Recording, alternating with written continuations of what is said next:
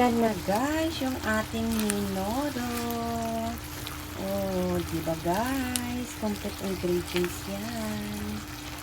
Yum yum na naman guys. Oh wow. Happy tummy. Actually, hindi ako marunong magluto, pero parang perfect siya guys. Di ba? Ang bango-bango guys, grabe. Saan ka pa niyan eh? Complete ingredients yan guys. Oh. Ang bango! Yun nga lang, parang malaki ang hiwa ko ng karning baboy. Yan guys, so lapot na lapot siya. Kala ko nga, kaunti lang to. Dami pa lang nailagay ko guys. OMG guys. Ayan na. Wow, ang bango sobra guys.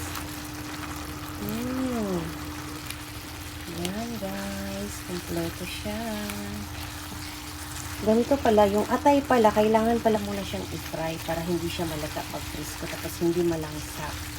O tingnan mo, di matigas siya. Oh. Pag frinay mo muna, pati itong patatas at saka carrots. Hindi siya nalata. Frinay ko kasi muna siya guys, bago siya maluto dito. Ayan na guys. Super yum to guys. Grabe. Ayan na. Ang bango. Parang natuyo na yata to guys.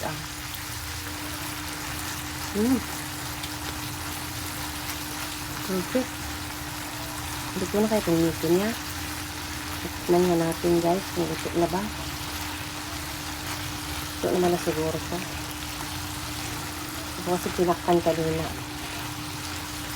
Lasang-lasa guys. Grabe. Super yummy.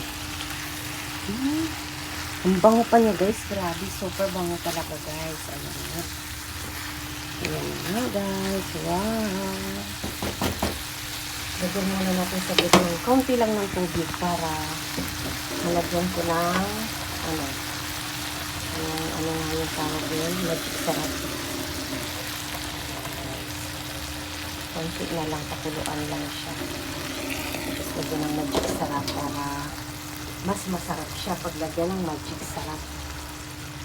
Mas masarap siya lalo guys. Pag nilagyan ng magic sarap. Kasi ito ngayon, minodo mix lang talaga kasi naman dito. Minodo mix ako ngayon. Lagyan natin ng magic sarap guys. Ayan. Mas lalong sasarap siya.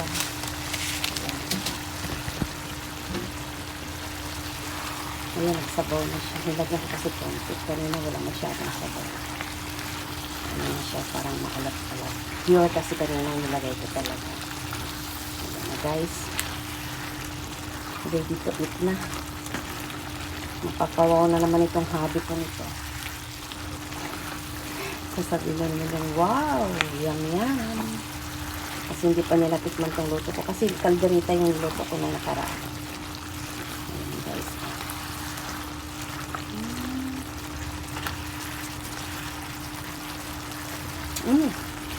Lasang-lasa guys.